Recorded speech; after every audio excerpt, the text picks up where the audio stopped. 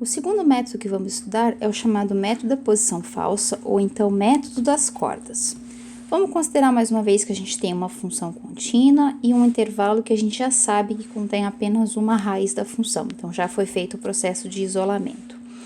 O que o método das cordas leva em consideração é exatamente o valor da função nos extremos, que o método da bissecção antes não utilizava. Então, ele usa o fato de que, geralmente, o valor da função, o zero da função, né, o ponto onde a função cruza o eixo x, vai estar localizado mais próximo do extremo do intervalo, onde essa função apresenta um menor valor em módulo. O que significa isso?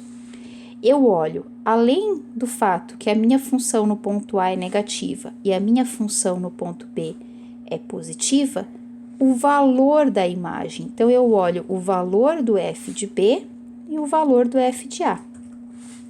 Se eu tenho f de A, por exemplo, menor, significa que aqui eu tenho um ponto que talvez tenha imagens mais próximas do eixo x.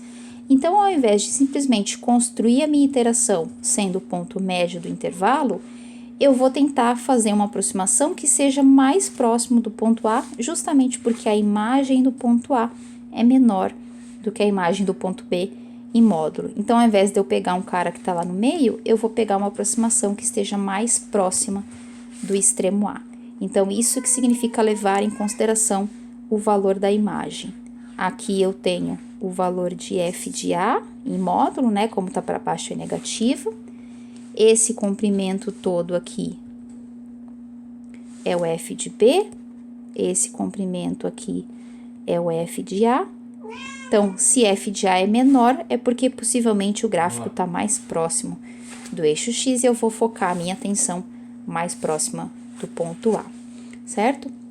Então, ao invés de pegar simplesmente a média aritmética simples, né, que é o que a gente faz, a gente pega o A mais B sobre 2 no método da bissecção, o método da posição falsa toma a média ponderada entre A e B, só que é uma média ponderada com pesos f de B e f de A, respectivamente. Então, deixa eu só corrigir aqui, que aqui está errado, f de B e f de A, respectivamente. Então, o que ele faz é levar em consideração o A e o B e também o valor da função naqueles pontos, tá? Isso em módulo porque não importa se está para cima ou para baixo do eixo, importa o tamanho da imagem em módulo. Essa média ponderada vai ser A vezes o peso do A, que vai ser o valor da função em B, mais B vezes o seu respectivo peso, que é f de A, tá? Ele faz o cruzado justamente para poder fazer uma média ponderada, e a média ponderada a gente divide pela soma dos pesos. A soma dos pesos é módulo de f de B mais módulo de f de A. Só que, usando o fato de que f de A e f de B têm sinais diferentes, é possível mostrar que essa média ponderada pode ser escrito sem os módulos. Então, eu posso eliminar os módulos da minha função, só que ela vai ficar um pouquinho diferente. Ela vai ficar A vezes f de B menos B vezes f de A, dividido por f de B menos f de A, necessariamente nessa ordem, tá? Então, tem que ver quem tá primeiro, quem tá depois. Essa simplificação só é possível, né, eu eliminar esses módulos. Percebam que aqui não é mais, é menos, aqui embaixo era mais, passou a ser menos também, então aconteceu ali, tem uma troca de sinais, né, não é exatamente a mesma expressão, mas ela pode ser simplificada usando o fato de que f de A e f de B têm sinais trocados, e aí eu consigo analisando os casos de quando em A é positivo, em B é negativo, ou quando em A é negativo e B é positivo, eu consigo mostrar que ele fica dessa forma. Então, o que eu estou levando em consideração é, teoricamente, uma média ponderada entre A e B, com pesos f de B para o ponto A e f de A para o ponto B. Então, a fórmula fica um pouquinho mais elaborada, mas é um método que vai convergir em menos iterações do que o método da bissecção. Então, geometricamente, aquela expressão que a gente encontra equivale a substituir a curva, né, a minha função f, pela reta secante que passa pelos pontos com coordenadas AF de A, BF de B. Ou seja, você tem extremos A e B com as suas respectivas imagens. Ao invés de usar o gráfico da função, até porque eu não sei o gráfico, se eu soubesse eu saberia exatamente onde ele cruza o eixo x, então suponha que você não tem o gráfico, a gente vai utilizar a reta que passa por esses dois pontos. Essa reta vai cruzar o eixo x e esse será o meu ponto de aproximação. Então, a minha iteração será o valor x, que é intersecção entre a reta que liga o ponto A e F de A, e aqui o ponto B e F de B. Então, tendo os pontos A e B, a gente consegue determinar a equação da reta que passa por esses dois pontos e determinar qual é o valor, qual é a intersecção dessa reta com o eixo x. Se a gente fizer isso teoricamente, a gente consegue novamente aquela fórmula que estava no slide anterior. Então, vamos supor que você quer encontrar a reta que passa por esse ponto e por esse ponto. Como eu tenho dois pontos, eu vou resolver aquele sistema, né? Então, AX mais B, aqui não é o A e o B do intervalo, né? Vamos chamar assim, alfa e beta. Coloco os valores de x, resolvo o sistema. Quando eu encontro a equação da reta que passa por esses dois pontos, eu tenho que o coeficiente do meu x vai ser f de A menos f de B, e o termo sozinho da equação da reta vai ser A vezes f de B menos B f de A, tá? Fica de exercício quem quiser determinar a reta, escreve um sistema, alfa x mais beta, usa esses dois pontos no lugar de x e y, você vai ter um sistema 2 por 2, ao obter o valor de alfa e beta, você vai encontrar esse valor para alfa e essa expressão toda para beta, se você utilizar y igual alfa x mais beta. Isso nada mais é do que resolver a interpolação, a reta interpoladora que passa por esses dois pontos. Quando eu tenho a reta, esse ponto onde a reta cruza o eixo x é onde o y é igual a zero. Todos os pontos em cima do eixo x têm y igual a zero. Então, se eu vir nessa expressão e colocar y igual a zero, eu consigo isolar o meu x, e esse termo que está positivo passa para lá com o sinal trocado. Aqui acho que tem alguma coisa... tá, lembrei o que acontece. Se o y for zero, esse termo passa para o outro lado com o sinal trocado, e a gente divide por f de A menos f de B, certo? Se eu multiplicar a expressão toda por menos 1 em cima e embaixo, aqui vai voltar a ficar f de B menos f de A, que é o que está aqui, e aqui em cima volta a expressão original. Então, esse sinal negativo que inverteria o termo de cima, eu jogo ele para baixo e troco a posição de f de A e f de B. Então, por isso que fica aqui na expressão beta menos alfa embaixo. Então, se eu isolar a minha expressão, eu tenho, essa expressão é beta sobre menos alfa, que também é equivalente a igualar a expressão de cima a zero. Estou usando aqui as letrinhas que eu tenho, né? Se você colocar zero aqui, você vai ficar com alfa x mais beta. Deixa eu aproximar. Mais beta. Isolando x, eu vou ficar com beta passa para lá negativo dividido por alfa, certo? O que eu fiz foi pegar esse sinal de menos e colocar embaixo no alfa, que eu posso fazer isso porque eu estou falando de uma fração. Então, beta dividido por menos alfa. Foi esse passo que eu fiz aqui nessa linha para conseguir manter o sinal da expressão de cima e trocar, então, os sinais dos termos de baixo. Certo? Isso aqui é beta dividido por menos alfa, que é a mesma expressão que a gente chegou antes, tá? Então, por que o método é chamado de método das cordas? Porque a minha aproximação vai ser uma corda passando pelos pontos conhecidos e o ponto xk vai ser a intersecção dessa corda com o eixo x, ou seja, onde que a reta cruza o eixo x. Por isso, do ponto de vista geométrico, esse método é O ponto é obtido onde a reta secante intercepta o eixo x, e esse ponto será usado como estimativa do zero da função, ou seja, o nosso xk, a nossa aproximação xk. Com relação aos passos, né, então o que a gente tem, o que muda desse método para o método da bissecção é simplesmente a maneira como o nosso xk é obtido, certo?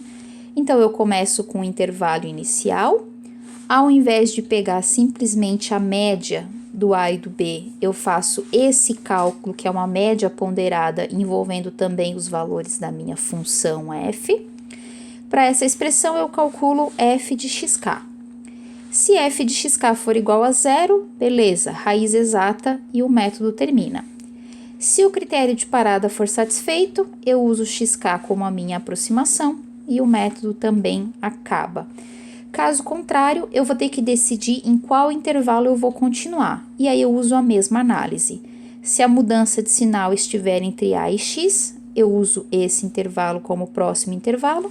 Se a mudança estiver entre X e B, eu uso o intervalo começando com X e terminando com B, como B, para ser o meu novo intervalo. Faço essa repetição até que eu atinja o critério de parada ou que, eventualmente, por uma sorte, eu encontre a solução exata da minha raiz, tá? A solução exata do meu problema. Então, vamos fazer um exemplo. Os próximos exemplos a gente vai fazer nas nossas aulas da sequência. Aqui eu escolhi um problema justamente para aplicar o método da posição falsa. Obtenha a raiz dessa equação aqui, ó. Então, o que é uma raiz de uma equação? É um ponto que satisfaz a equação e ele dá um intervalo, que é o intervalo entre 1 e 2. Então, agora, o que eu quero é descobrir qual é o valor de x que faz com que x vezes ln de x seja igual a 1.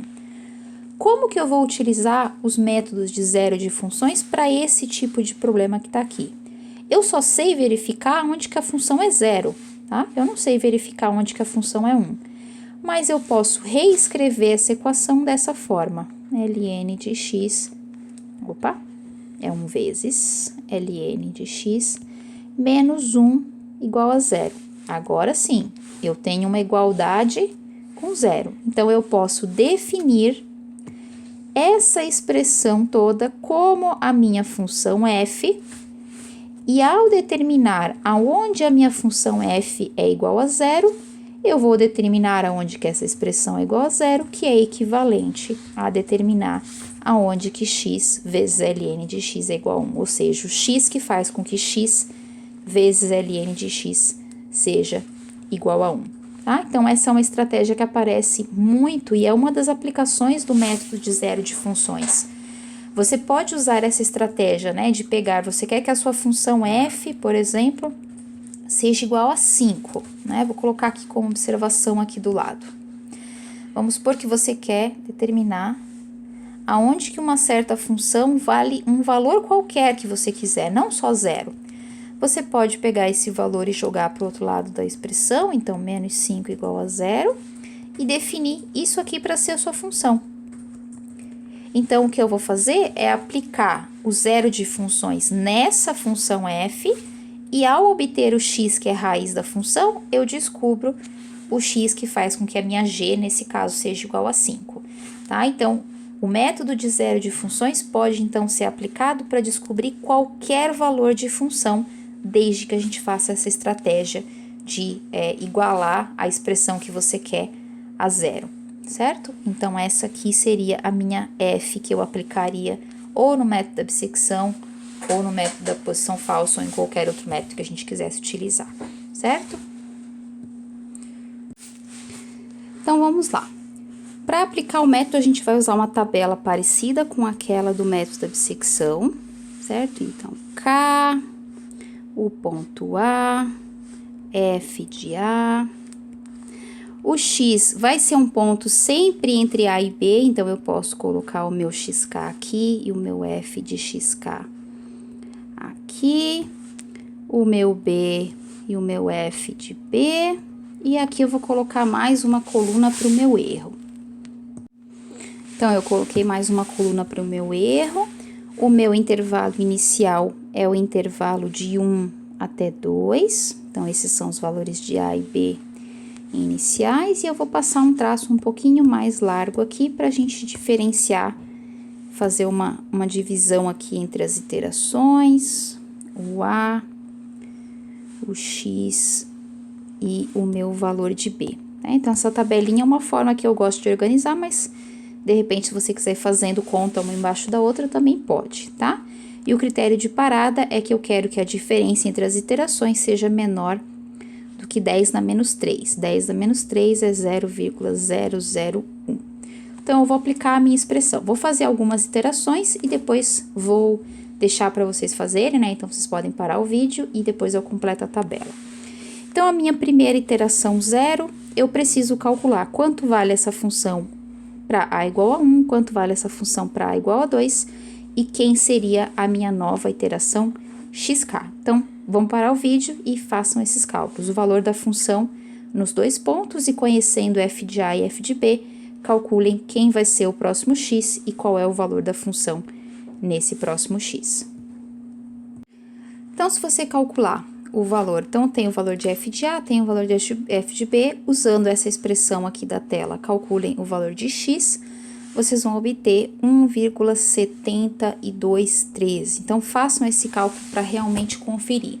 Para esse valor de x, a nossa função vai valer 0,0651, certo? Então, esse é o valor da nossa função obtendo. Percebam que esse ponto está muito mais perto de 2, justamente porque a imagem de f de 2 é muito menor do que a imagem em 1, que vale menos 1. Então, está mais próximo do eixo x, o ponto x igual a 2, portanto, ele está puxando o xk na direção do x igual a 2. Quem vai ser o nosso próximo ponto? Quem vai ser o ponto da nossa próxima iteração? A gente vai fazer aquela análise de sinal que a gente fez antes. Então, aqui eu tenho um negativo, aqui eu tenho um negativo e aqui eu tenho um positivo.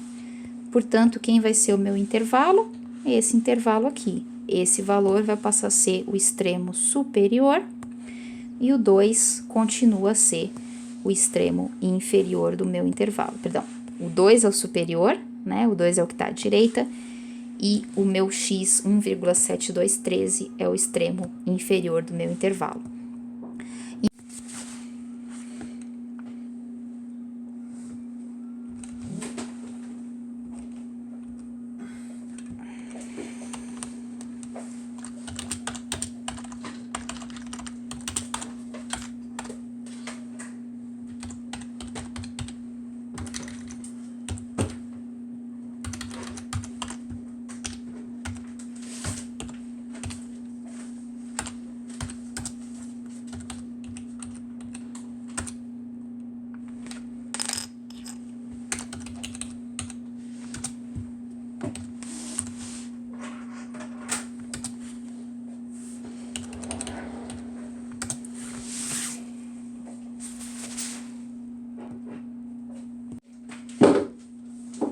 O nosso novo valor de x será 1,7615 e o valor da função nesse ponto será 0,0026.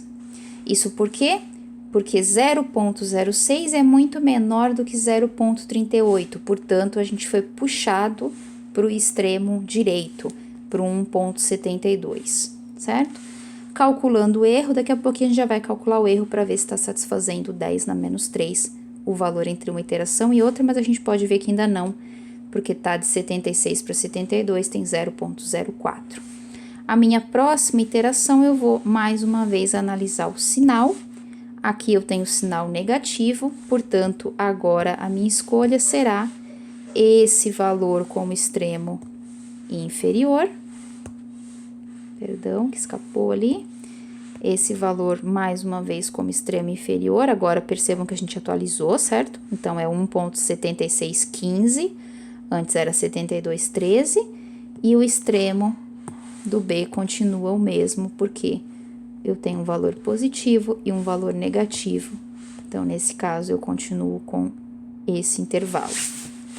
O 2 continuou. Isso não precisa acontecer sempre, certo? Pode, inclusive, mudar o B. Nesse caso, não precisou mudar o valor de B. Por enquanto, só está mudando o valor de A. Então, parem o vídeo e façam o cálculo do valor de X usando o valor de X de A e o F de A, o B e o F de B. Calculem quem vai ser o nosso valor de XK.